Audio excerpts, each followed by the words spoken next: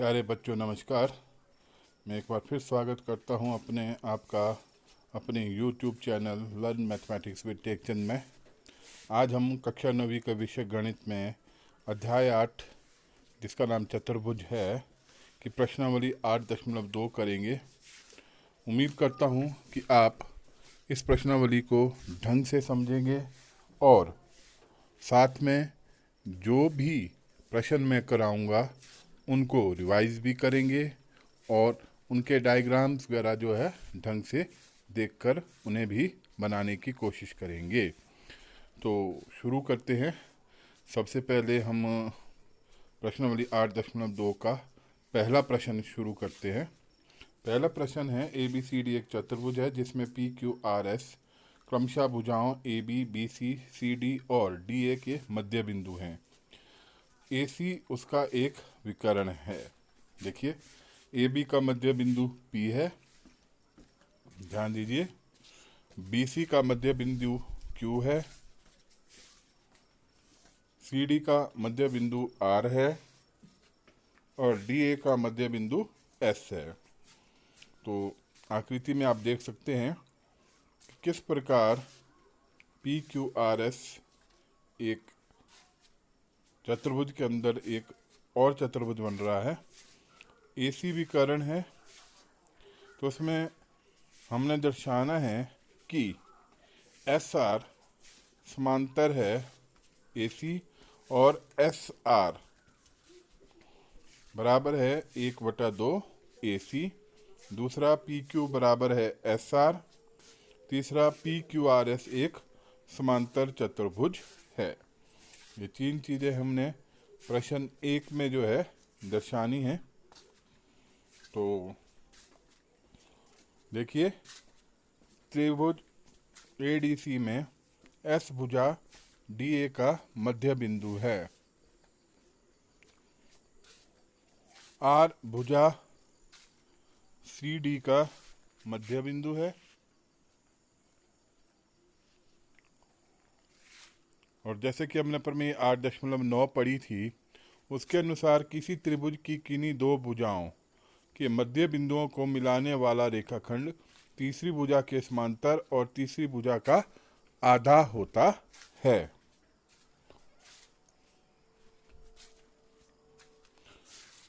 अब इसके अनुसार आप देखेंगे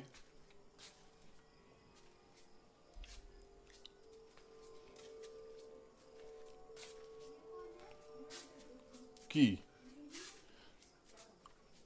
जो हमारे पास त्रिभुज ADC है उसमें दो भुजाओं के मध्य बिंदु यानी कि AD और CD के मध्य बिंदु R और S है, उनके मिलाने वाला रेखाखंड जो है जो तीसरी भुजा यानी AC का के समांतर और तीसरी भुजा का आधा होता है। यानी SR जो है इस समांतर AC आ जाएगा और SR 1/2 AC आ जाएगा। ये समीकरण 1 और समीकरण 2 मान लीजिए इन्हें आप। ये हमारा पहला भाग सिद्ध हो गया है। दूसरे भाग में हमने सिद्ध करना है कि PQ बराबर है SR है। तो त्रिभुज ABC में P भुजा AB का मध्य बिंदु है और Q भुजा BC का मध्य बिंदु है। किसी त्रिभुज की किन्हीं दो भुजाओं के मध्य बिंदुओं को मिलाने वाला रेखाखंड तीसरी भुजा के समांतर और तीसरी भुजा का आधा होता है। ये हमने पहले ही प्रमेय 8.9 में पढ़ लिया है। तो अब त्रिभुज ABC में AB का मध्य बिंदु P है, BC का मध्य बिंदु Q है। तो इस प्रकार PQ जो है AC के समांतर आ जाएगा और PQ जो है AC का आधा भी होगा। तो लिख लीजिए PQ समांतर AC और इसको समीकरण 3 मान लीजिए तथा PQ बराबर है 1/2 AC। इसे आप समीकरण 4 मान लीजिए।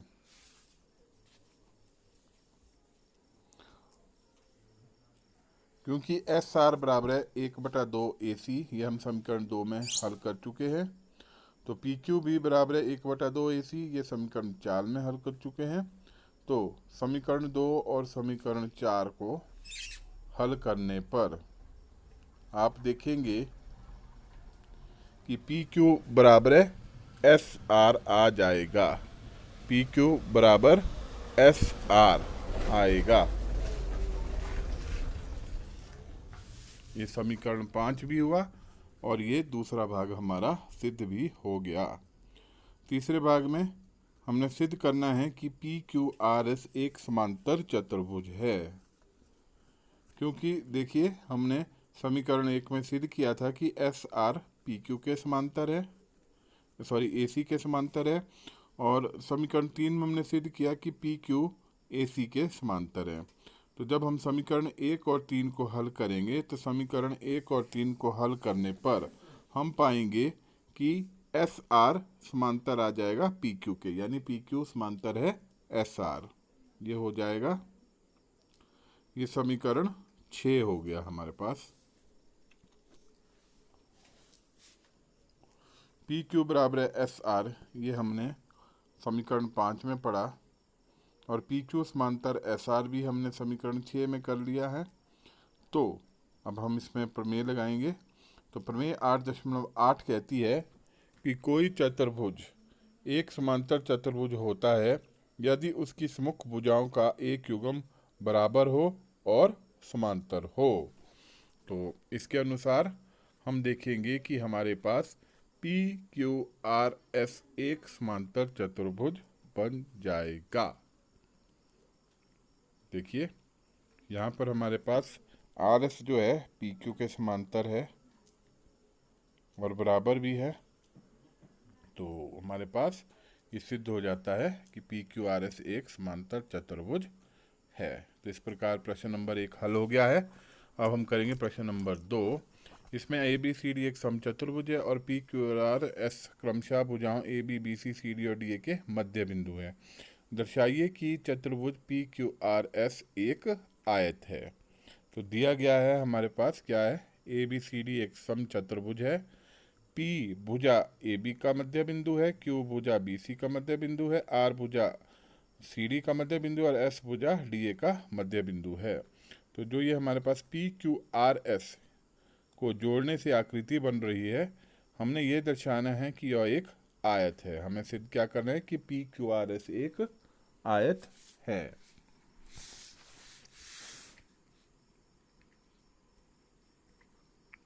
अब हमारे पास ये बिल्कुल सिंपल हो जाता है इसे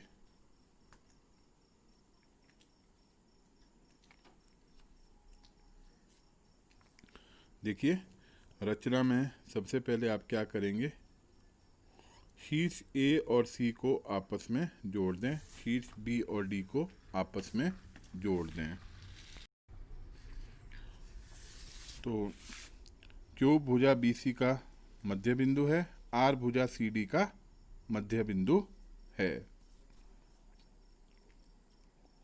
तो प्रमेय 8.9 किसी त्रिभुज की किन्हीं दो भुजाओं के मध्य बिंदु को मिलाने वाला रेखाखंड तीसरी भुजा के समांतर और तीसरी भुजा का आधा होता है। हमने वही जो हमने पिछले प्रश्न में किया था, प्रमेय 8.9 कि किसी त्रिभुज की किन्हीं दो भुजाओं के मध्य बिंदु को मिलाने वाला रेखाखंड तीसरी भुजा के समांतर और तीसरी भुजा का आधा होता है। ये हमने कर लिया। अब देखिए हमारे पास क्या है, क्यू आर जो है 1/2 बी डी हो जाएगा और क्यू आर जो बी डी हमारे पास अभिकरण था उसका आधा हो गया है, इसको समीकरण 1 मान लीजिए, और साथ में क्यू आर जो है ये समांतर भी हो गया है बी डी के, इसको समीकरण 2 मान लीजिए। तो त्रिभुज ए बी डी में पी भुजा ए बी का मध्य बिंदु है, एस भुजा डी ए का मध्य बिंदु है, और इसमें प्रमेय 8.9 हम फिर से लगाएंगे कि किसी त्रिभुज की किन्हीं दो भुजाओं के मध्य बिंदुओं को मिलाने वाला रेखाखंड तीसरी भुजा के समांतर और तीसरी भुजा का आधा होता है। तो अब हमारे पास क्या होगा, जो PS है ये भी BD का आधा आ जाएगा, इसको आप समीकरण 3 भी मान सकते हैं, और PS समांतर आ जाएगा BD, इसे आप समीकरण 4 मान सकते हैं।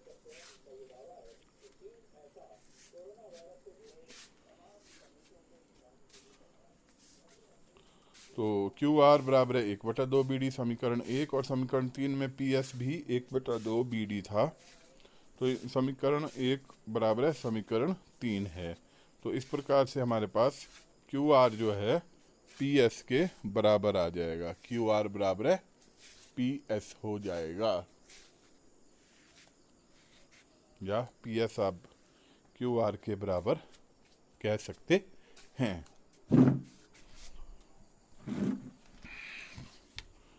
तो अब QR समांतर BD ये समीकरण 2 है, PS समांतर BD ये समीकरण 4 है।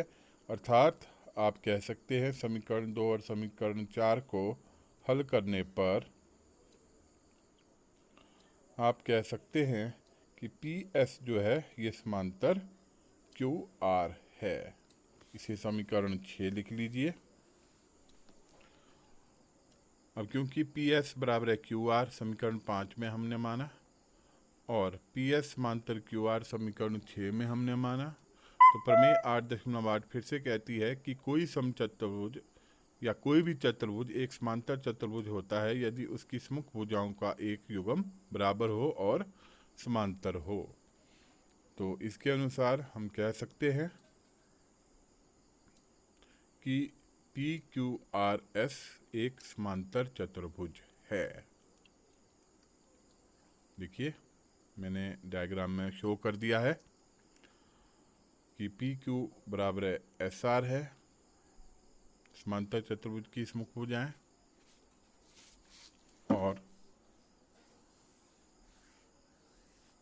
PQ बराबर SR इसको आप समीकरण 7 मान लीजिए।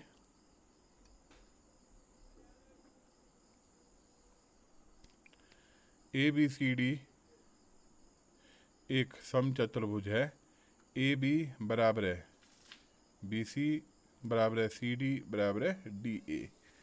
इन सभी को हमने A मान लिया। P भुजा AB का मध्य बिंदु है, Q भुजा BC का मध्य बिंदु है, R भुजा CD का मध्य बिंदु है, और S भुजा AD का मध्य बिंदु है। तो PB बराबर है BQ बराबर है QC बराबर है CR। इनको हमने A/2 मान लिया है।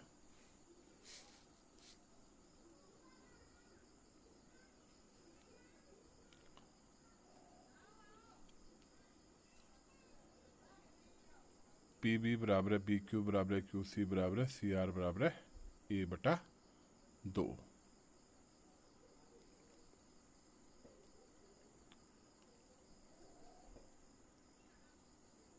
A क्या माना था, हमने भुजाएं मानी थी। ये ध्यान देने वाली बात है। जो हमारे पास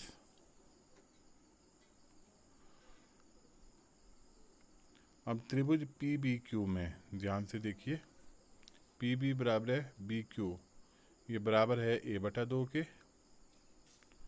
और प्रमेय 7.2 कहती है कि त्रिभुज की बराबर भुजाओं के सम्मुख कोण बराबर होते हैं। अर्थात BQ का सम्मुख कोण P है, PB का सम्मुख कोण Q है। देखिए तो कोण BPQ बराबर है कोण BQP, इन्हें आप X मान लीजिए।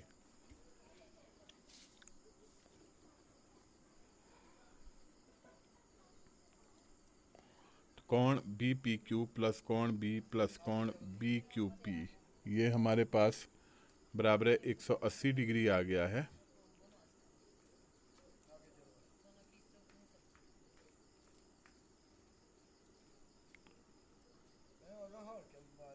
तो ये हमारे पास त्रिभुज के तीनों कोणों का योगफल 180 डिग्री होता है। तो अब आप लिख लीजिए कोण BPQ की जगह कोण X, कोण B जमा कोण X, ये हमारे पास बराबर आ जाएगा 180 डिग्री, और 2 कोण एक्स जमा कोण बी ये बराबर है 180 डिग्री आ जाएगा। इसको हम समीकरण 8 मान लेंगे। तो इसी प्रकार त्रिभुज क्यू सी आर में जब आप देखेंगे क्यू सी बराबर है सी आर बराबर है a/2 हो जाएगा। और ये a/2 जो है त्रिभुज की बराबर भुजाओं के सम्मुख कोण बराबर होते हैं। त्रिभुज की बराबर भुजाओं के सम्मुख कोण बराबर होते हैं। तो कोण सी क्यू आर बराबर है कोण सी आर क्यू बराबर है कोण वाई। ये वाई के बराबर आ जाएंगे।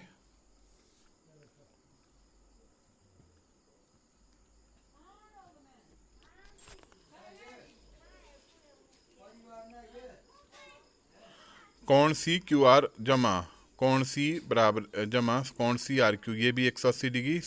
त्रिभुज के तीनों कोणों का योगफल 180 डिग्री होता है त्रिभुज के तीनों कोणों का। तो कोण वाई जमा कोण सी जमा कोण वाई बराबर है 180 डिग्री। तो हमारे पास 2 कोण वाई जमा कोण सी बराबर है 180 डिग्री आ गया है। इसे आप समीकरण 9 मान लीजिए। अब ए बी सी डी एक समचतुर्भुज है। ए बी समांतर है सी डी के।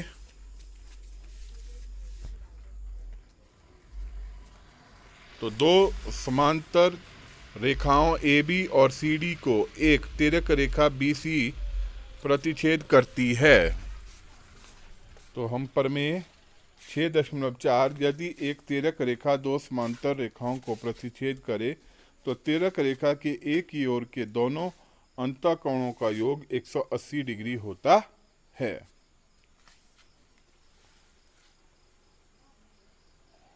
इस प्रमेय का हम यहाँ पर प्रयोग करेंगे। तो कोण बी जमा कोण सी 180 डिग्री हो जाएगा। और 2 कोण एक्स जमा कोण बी बराबर 180 डिग्री है। तो 2 कोण वाई जमा कोण सी भी 180 डिग्री है। तो हम समीकरण 8 जमा समीकरण 9 तो हम लिखेंगे 2 कोण एक्स जमा कोण बी जमा 2 कोण वाई जमा कोण सी बराबर 180 डिग्री जमा 180 डिग्री। तो हमारे पास आ जाएगा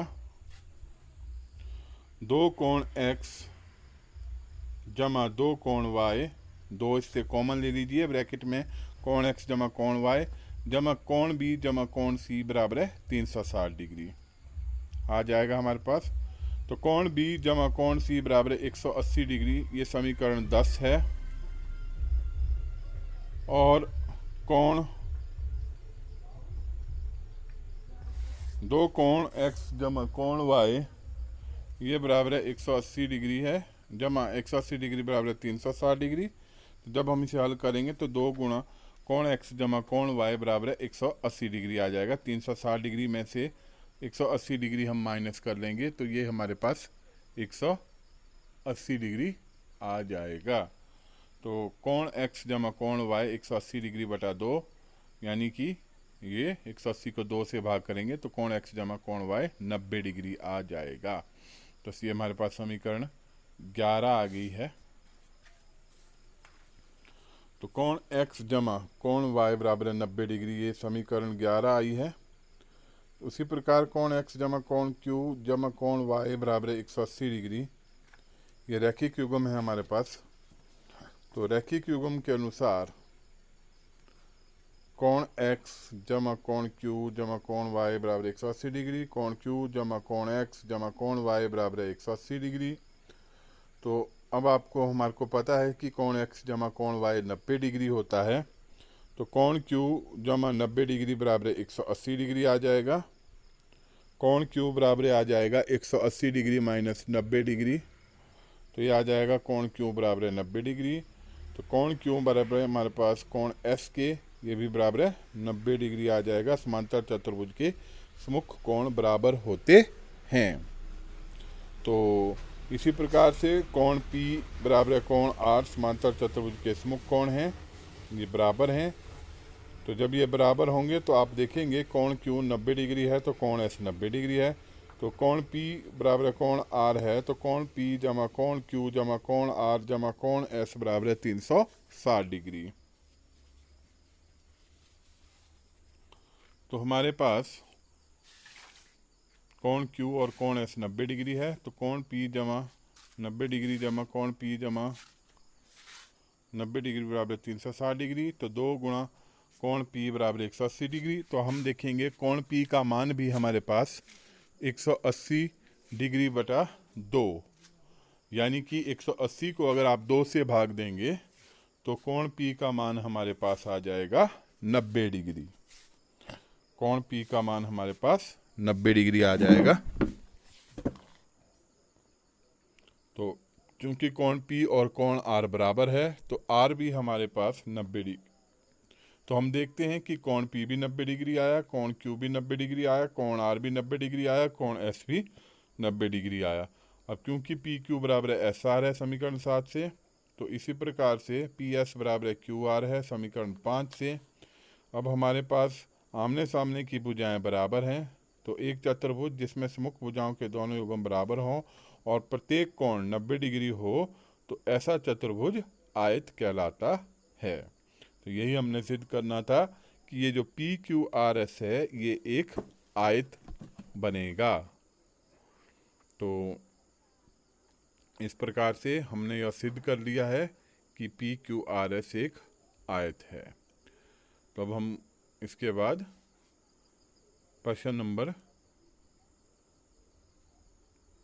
4 करते हैं, जिसमें ABCD एक समलंब है जिसमें AB समांतर है DC, साथ ही BD एक विकर्ण है और E भुजा AD का मध्य बिंदु है।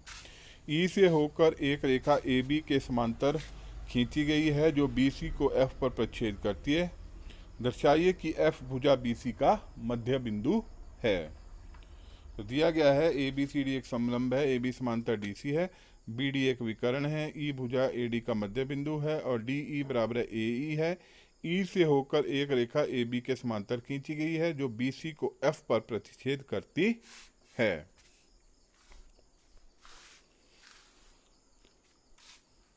तो EF समांतर है AB, तो हमें सिद्ध करना है कि F भुजा BC का मध्य बिंदु है। जो F है ये भुजा BC का मध्य बिंदु है, ये हमने सिद्ध करना है।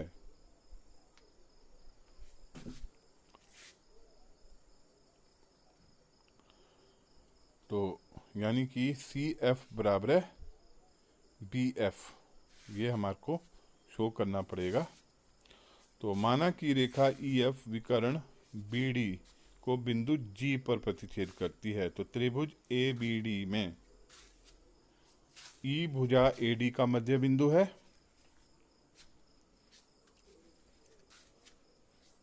ध्यान से देखिए E भुजा AD का मध्य बिंदु है और EF समांतर AB है, EF AB के समांतर है।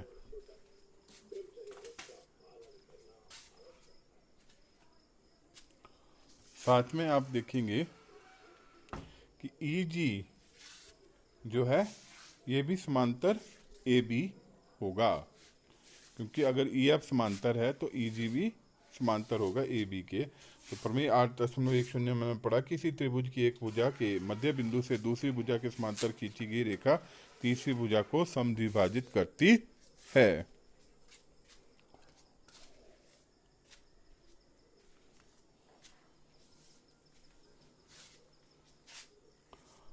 अब इस प्रमेय का उपयोग हम करेंगे इस प्रश्न में।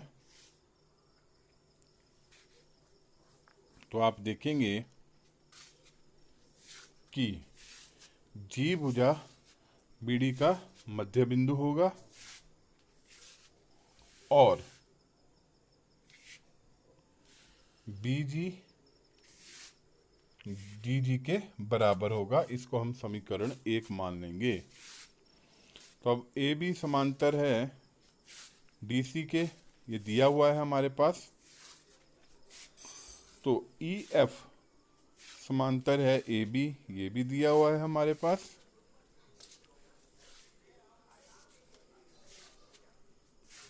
इसका मतलब ये तीनों रेखाखंड जो हैं, या तीनों रेखाखंड ए बी ई एफ और बी सी सी डी, ये एक दूसरे के समांतर हैं। तो यहाँ से हम पाएंगे कि ई एफ समांतर आ जाएगा डी सी के। जब ई एफ डी सी के समांतर आएगा तो इसको हम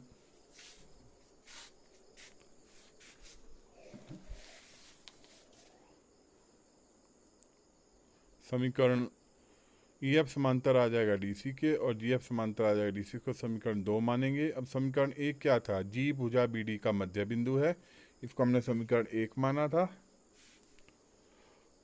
और जी एफ समांतर डी सी, ये हमारे पास समीकरण 2 आ गया है। तो अब त्रिभुज बी सी डी में जो पीले रंग का हमने बनाया, इसमें भी प्रमेय 8.10 हम देखेंगे कि किसी त्रिभुज की एक भुजा बी डी के मध्य बिंदु से दूसरी भुजा डी सी के समांतर खींची गई रेखा तीसरी भुजा को समद्विभाजित करती है।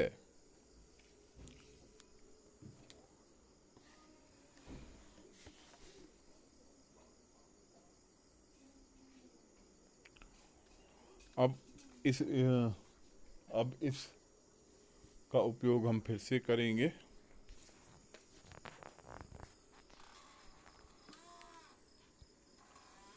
एफ भुजा बी सी का मध्य बिंदु होगा, ये हमने सिद्ध कर लिया है। अब प्रश्न नंबर 5 देखिए कि एक समांतर चतुर्भुज ए बी सी डी में ई और एफ क्रमशः भुजाओं ए बी और सी डी के मध्य बिंदु है। दर्शाइए कि रेखाखंड ए एफ और ई सी विकर्ण बी डी को समद्विभाजित करते हैं। बहुत सिंपल है, दिया है हमारे पास ए बी सी डी एक समांतर चतुर्भुज है जिसमें ई भुजा ए बी का मध्य बिंदु है और एफ भुजा सी डी का मध्य बिंदु है। बी डी विकर्ण है, माना कि भुजा ए एफ विकर्ण बी डी को बिंदु पी पर प्रच्छेद करता है। और इसी प्रकार हम माना कि भुजा ई सी विकर्ण बी डी को बिंदु क्यू पर प्रच्छेद करती है। हमें सिद्ध करना है कि रेखाखंड ए एफ और ई सी विकर्ण बी डी को समद्विभाजित करते हैं। ए एफ और ई सी जो है बी डी को त्रिभाजित करते हैं, द्विभाजित नहीं, त्रिभाजित करते हैं, यानी 3 बराबर भागों में इसको करते हैं। यानी डीपी बराबर होगा पी क्यू बराबर होगा क्यू बी के।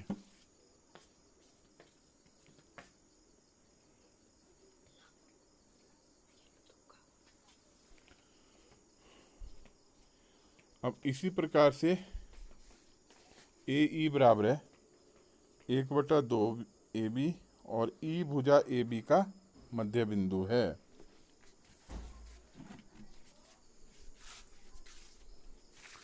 ए बी बराबर सी डी समांतर चतुर्भुज की स्मुख भुजाएं हैं।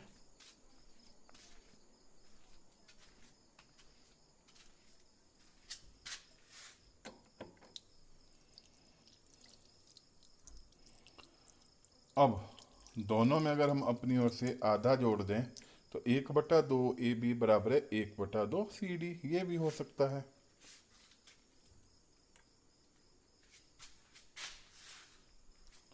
तो 1/2 ए बी ए ई के बराबर होगा और 1/2 सी डी सी एफ के बराबर होगा। तो हमने ये सिद्ध किया है कि ए ई बराबर है सी एफ है, ये समीकरण 1 है।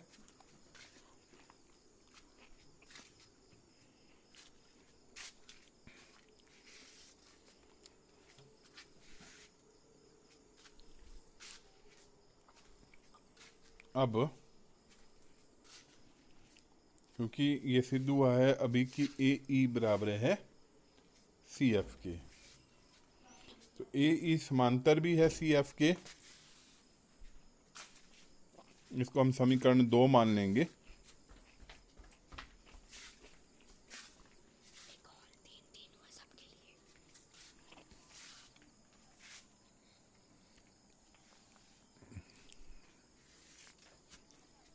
ए ई बराबर है सी एफ समीकरण 1 से और ए ई समांतर है सी एफ समीकरण 2। तो हम जानते हैं कि कोई चतुर्भुज एक समांतर चतुर्भुज होता है यदि इसके समूह भुजाओं का एक युग्म बराबर हो और समांतर हो। अतः ए ई सी एफ एक समांतर चतुर्भुज है जिसमें ए एफ ई सी के समांतर है।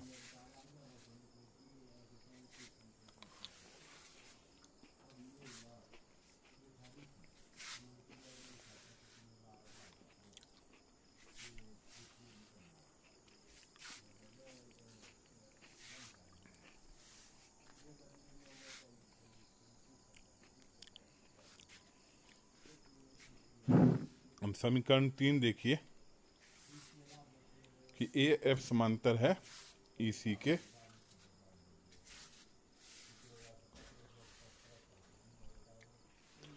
और ए पी समांतर है ई क्यू के।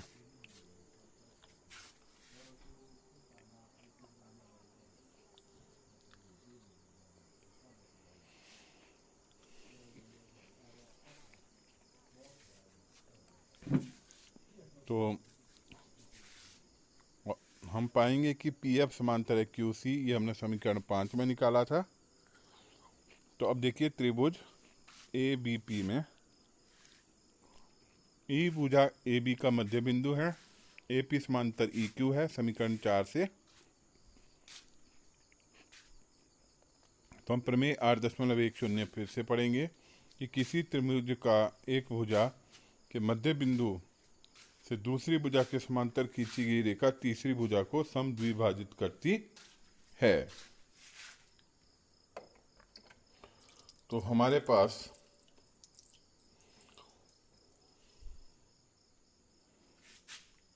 क्यू भुजा बीपी का मध्य बिंदु आ गया है। इसका अभिप्राय यह है कि क्यू भुजा बीपी का मध्य बिंदु होगा और पी क्यू बराबर है क्यू बी होगा।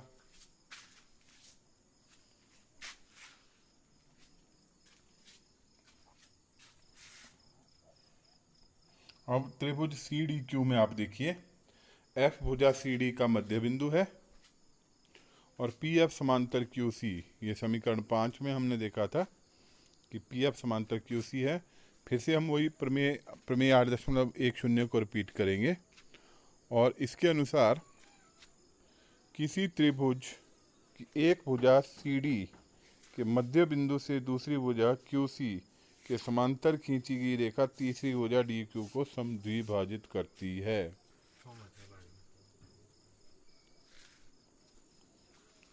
ये हमारे पास अब पी भुजा डी क्यू का मध्य बिंदु होगा। पी क्यू बराबर है डी पी आ जाएगा।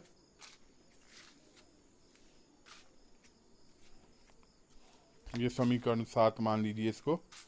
पी क्यू बराबर है क्यू बी समीकरण 6 में था और पी क्यू बराबर है डी पी समीकरण 7 में आ गया है। तो अगर आप देखेंगे तो हम पाएंगे कि पी क्यू बराबर है क्यू बी बराबर है डी पी हो गया है। अर्थात कहने का अभिप्राय ये है कि डी पी बराबर है पी क्यू बराबर है क्यू बी। कहने का मतलब है जो हमारे पास बी डी विकर्ण है इसको समत्रिभाजित करता है। क्या? रेखाखंड ए एफ और ई सी विकर्ण बी डी को समत्रिभाजित करते हैं। तो ये था हमारे पास प्रश्न नंबर 5। बच्चों प्रश्न नंबर 6 आप स्वयं करेंगे। अब मैं आपको प्रश्न नंबर 7 करवाऊंगा। त्रिभुज एबीसी एक त्रिभुज है जिसका कोण सी समकोण है। कर्ण AB के मध्य बिंदु M से होकर BC के समांतर खींची गई रेखा AC को D पर प्रतिच्छेद करती है। दर्शाइए कि D भुजा AC का मध्य बिंदु है, MD समलंब AC है और CM बराबर MA है जो कि 1/2 AB है। तो दिया गया है ABC एक त्रिभुज है, कोण C समकोण है, कर्ण AB के मध्य बिंदु M से होकर BC के समांतर खींची गई रेखा MD समांतर BC है। तो AC को D पर प्रतिच्छेद करती है।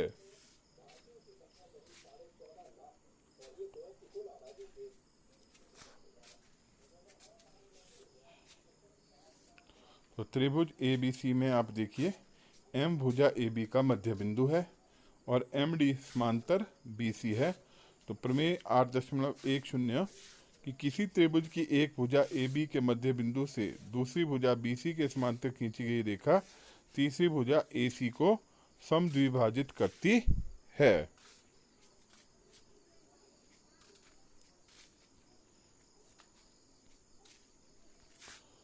तो इसका मतलब D जो है हमारे पास भुजा AC को समद्विभाजित करती है, अर्थात D भुजा AC का मध्य बिंदु है। तो पहला भाग हमने सिद्ध कर लिया है। अब दूसरा भाग हमने सिद्ध करना है कि MD समलंब है AC। अब क्योंकि MD समांतर है BC, दो समांतर रेखाओं MD और BC को एक तिर्यक रेखा CA प्रतिच्छेद करती है। देखिए MD और BC को तिर्यक रेखा CA प्रतिच्छेद कर रही है। तो कोण ADM बराबर है कोण C। कोण ADM ध्यान से देखिए कोण C के बराबर है, ये संगत कोण है। कोण C समकोण है और तो हमारे पास कोण ADM भी समकोण आ जाएगा, यानी 90 डिग्री का कोण आ जाएगा। अतः MD जो है समांतर AC हो जाएगा। अब ये दूसरा भाग भी हमारा सिद्ध हो गया है। अब हम इसका तीसरा भाग सिद्ध करेंगे कि CM जो है ये MA के बराबर है, जो कि AB का आधा है, 1/2 AB है। तो बिंदु M और C को जोड़ लीजिए और त्रिभुज ADM और त्रिभुज CDM में AD बराबर है CD। D भुजा AC का मध्य बिंदु है, ये हमने पहले भाग में सिद्ध किया था। और ध्यान देखिए आकृति को ढंग से मैं बिल्कुल बारीकी से आपको समझा रहा हूं।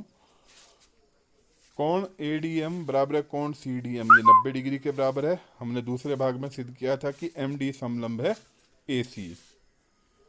तो हमारे पास भुजा कोण ये हमारे पास आ चुके हैं।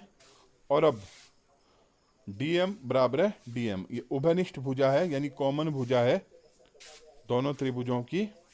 तो इस प्रकार से हम देखेंगे कि हमारे पास त्रिभुज ADM और त्रिभुज CDM ये सर्वांगसम हो जाएंगे। तो अब फिर से वही CPCT आपको याद दिला दूं, congruent part of congruent triangle, जिसे हम हिंदी में कहते हैं सर्वांगसम त्रिभुज का सर्वांगसम भाग, उसके अनुसार ही हम इसको आगे करेंगे। उसके अनुसार हमारे पास जो है जो CM और MA है ये बराबर आ जाएंगे, CM MA के बराबर आ जाएगा CPCT के अनुसार।